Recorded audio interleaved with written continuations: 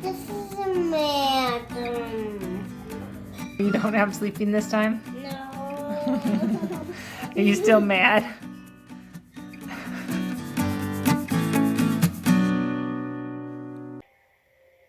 Here's a little real life, guys. The only time I have to take a video today is laying in bed when I should be asleep.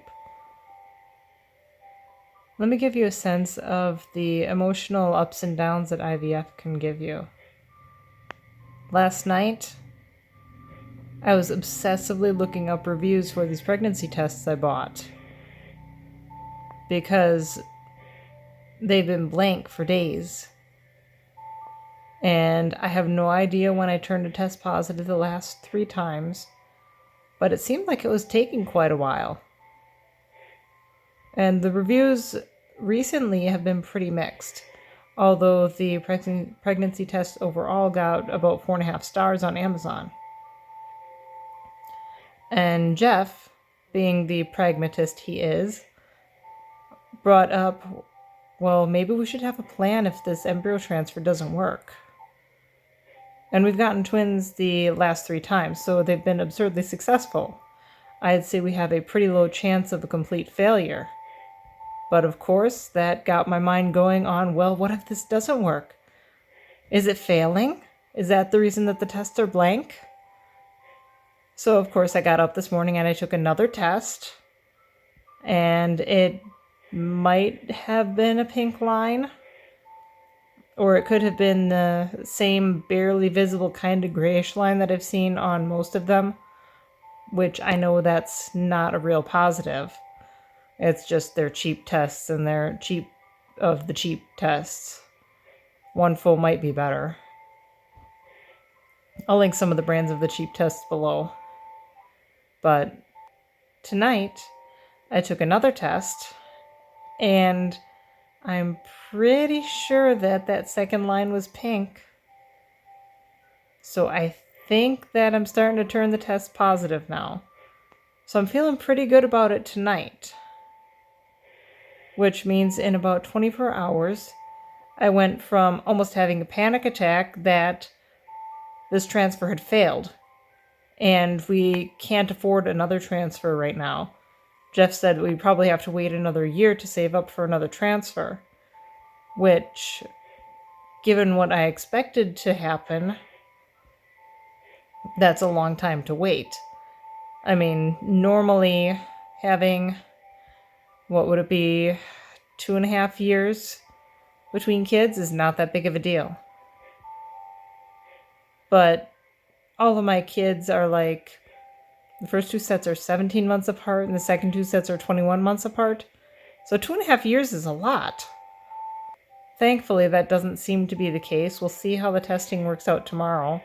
I'm probably going to take another one tomorrow morning. Then I'll take another one tomorrow night just for an even 24 hours or approximately 24 hours comparison for the records I've been keeping for you guys.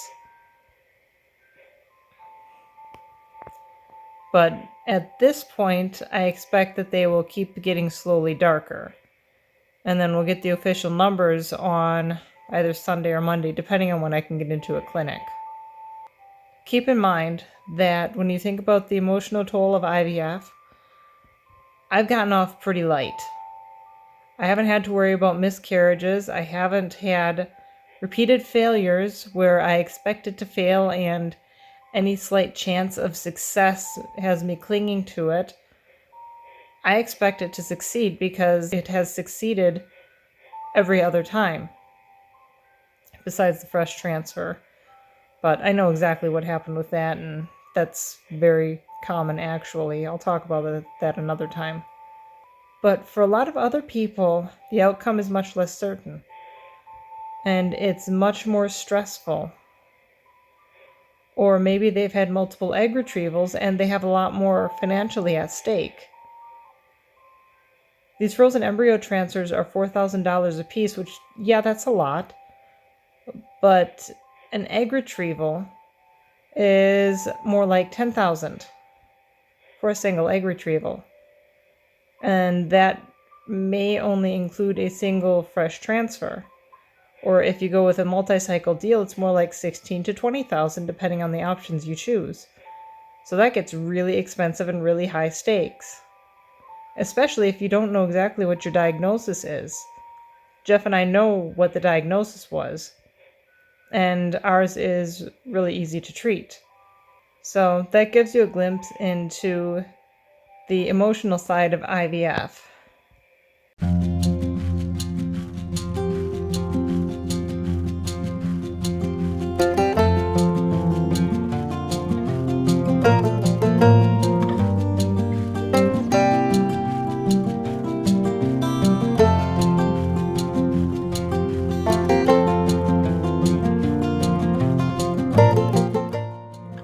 Tell me in the comments below, do you think I'll have a singleton or twins again?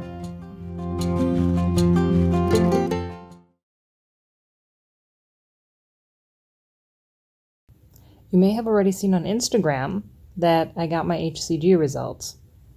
The first one at 9 days post-transfer is 186. And that's a very good number until I compare it to the prior ones. For Misha and Gabe, my first number was 607. I think for the first pregnancy, which was the lowest HCG that I had, it was still 300 something. Although I'm definitely pregnant, I'm not sure if it's going to be 1 or 2. If I compare it to my prior pregnancies, I would guess 1. If I look on betabase.info, which is a big database of self-reported HCG levels correlated to a certain day post-ovulation, then I'm kind of in the gray area between 1 and 2. Or it's possible also that the embryos implanted later this time than they had in prior cycles. I won't find out for sure until the last week of August. I expect that I'll have another HCG test at some point coming up soon, but the lab that I went to has been very slow at sending in my progesterone and estrogen results, so I haven't actually gotten feedback from the doctor on if I'm changing medications or if and when I need to do another test. Either way, the only definitive answer will come at the end of August, and it's probably going to drive me nuts until then, because I keep trying to find more information in this one little number than I know exists there. I'm not sure how I feel about the possibility of having a singleton. I mean, it's the normal for a pregnancy, and it's certainly safer, but I've never done that. I have no idea what it's like to have one baby at a time. And in principle, I'm okay with it, but that means that one of the embryos didn't survive,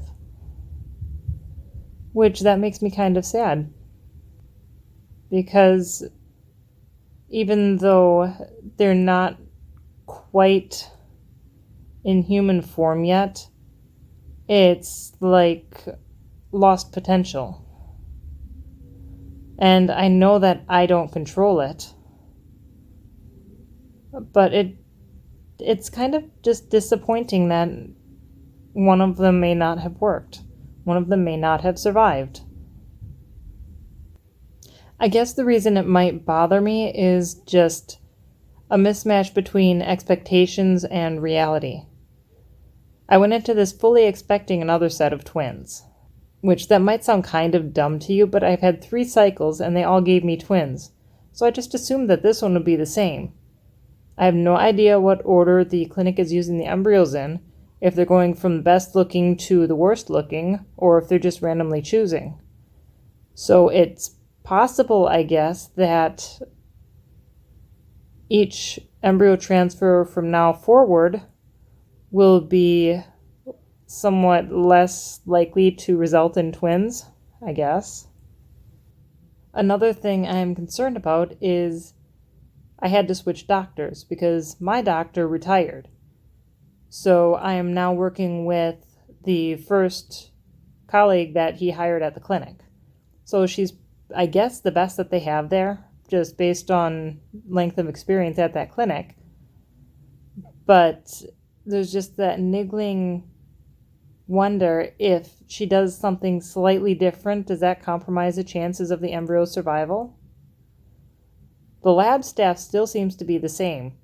The lady's face who shows up in the window, who brings out the embryos, she's been the same every time.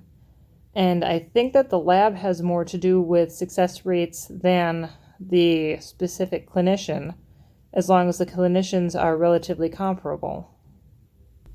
On the plus side, it would be interesting to see how a single pregnancy works and see how it is to have only one infant to take care of, one newborn. If that happens, I'll let you know what the difference is from my perspective. I usually hear it from the perspective of someone who's had single babies and then has twins. If you want to know about symptoms at 4 weeks pregnant, I've got nothing.